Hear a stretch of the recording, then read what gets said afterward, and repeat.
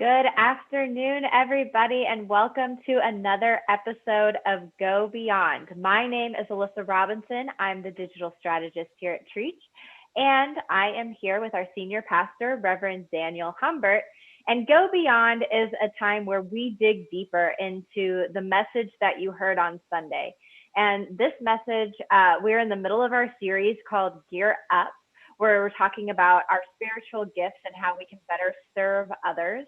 And this week was all about putting on the clothes of Christ. And so we were talking about putting on love, putting on humility, putting on patience, and a few other clothing items that we should be wearing and putting on a daily basis to be the best representation of Christ in this world that we can be.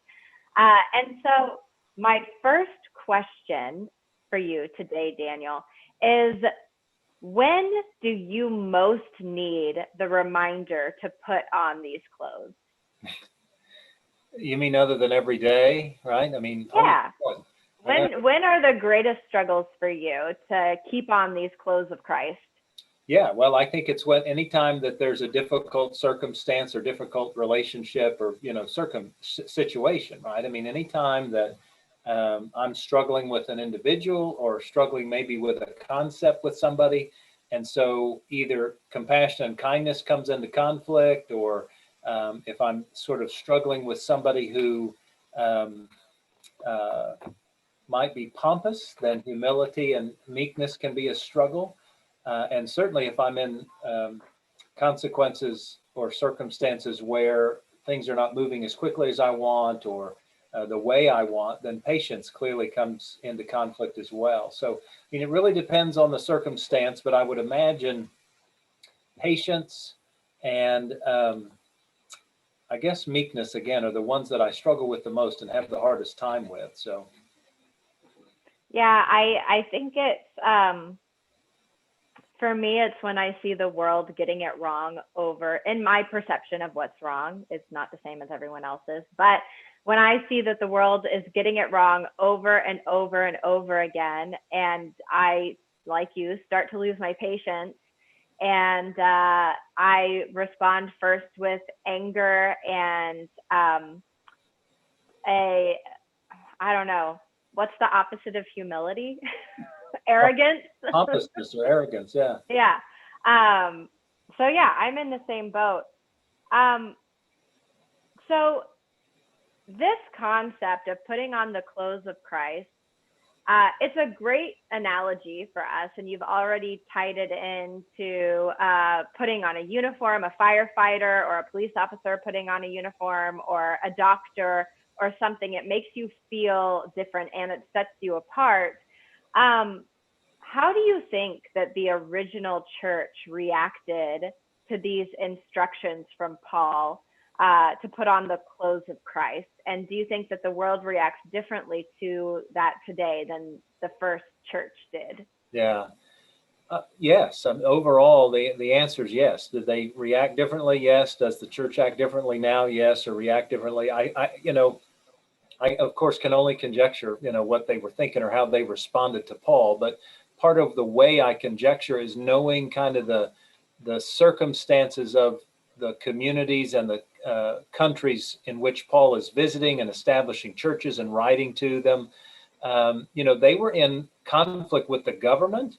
They were in conflict with sometimes their fellow citizens because of either the laws of the day or the rules of society. And so when Paul says to them, hey, you need to put these clothes on and be compassionate and kind and meek and humble to government officials or to your fellow humans who you might be in conflict with on any number of levels, whether values or cultural mores or whatever, I think they struggled with it. And yet at the same time, what my gut tells me is that number one, Paul needed to say it because they needed to hear it. But number two, my perception is that they responded more clearly and more distinctively to actually putting on these clothes. And that's what gained the church and followers of Jesus such a following, right? I mean, the first 200 years, 300 years of Christianity, it was this massive explosion, and it started with Paul right after Jesus, during Jesus's life and right after, telling the story and living this lifestyle that was clearly countercultural. I think today, we just had a conversation in a small staff meeting today that acknowledged that we today have sort of misrepresented Christianity as long as I'm kind or nice, I guess was actually the word, as long as I'm nice, I'm all right, I'm good. And that's just not true. While clearly it's good to be nice, while clearly it's good to kind of be that person that everybody wants to, sort of know that you're a nice person, that's not what it means to be a follower of Jesus. What it means is to do the hard work of being humble, of submitting yourself to Jesus in a meek fashion, of being compassionate when it may not be what everybody else is doing, of being kind when clearly it may not feel good or you want to do it, by being patient and loving when somebody's being a complete jerk, and so that's hard work. And I think we've often mistaken, well, I just need to be nice. I just need to be a nice person. And that's all it takes to be a follower of Jesus. That's not so. These clothes are hard to wear. I mean, that's a part of our conversation Monday and today. It's a part of the message that I shared Sunday. It's hard to wear these clothes, and it takes lots of energy and lots of effort. And I think those early followers, they actually did it. At least it appears that they did. And I think that's what was so attractive about the Christian faith originally.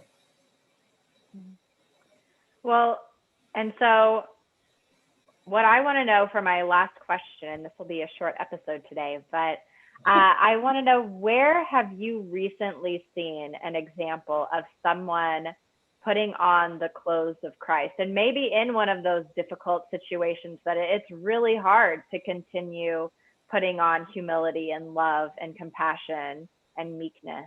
Yeah.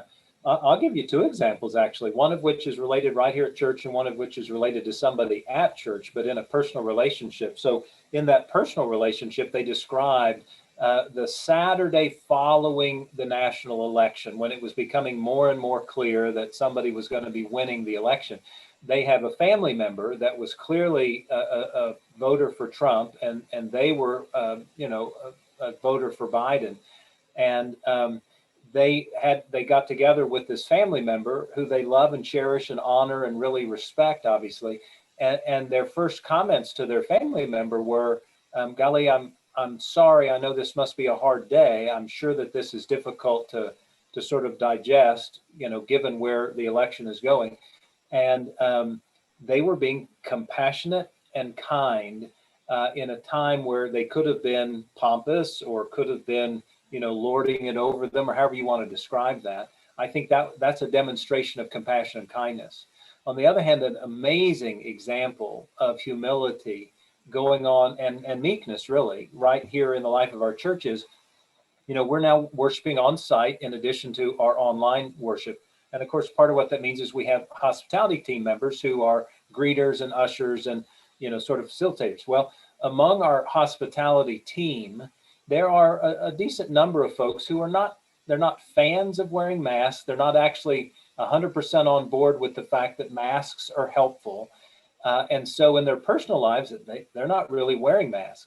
But in order to be an usher and a greeter and a part of our hospitality team, of course, we require that. And so because they believe in worshiping on site, and because they believe that the bigger picture is that we can worship together, they not only are wearing masks, but they are encouraging the people who come to worship to wear their masks. Well, to me, that's a huge sign of humility. I don't really want to do this. This is not my thing, but I'm willing to be humble enough to wear this mask and meek enough to sort of give in to the request and the desire for us to follow this protocol. And they do it willingly, and they don't complain, and they don't speak against what we're doing. They just do it. And to me, that's a powerful example of humility and meekness. And so I just lift it up because it's a great example of living into that. Well, that is the last question I have for you today. So thank you so much for joining us. And thank you, everybody, for watching. Remember, you can always catch previous episodes of Go Beyond at tmumc.org/go beyond. And with next week being Thanksgiving, Daniel is off on vacation for the week. A lot of our staff members are out of town. So we are not going to be broadcasting next week, but we will be back again in December and continue the Monday, Wednesday Go Beyond live stream. So we will see you then. Have a great Thanksgiving.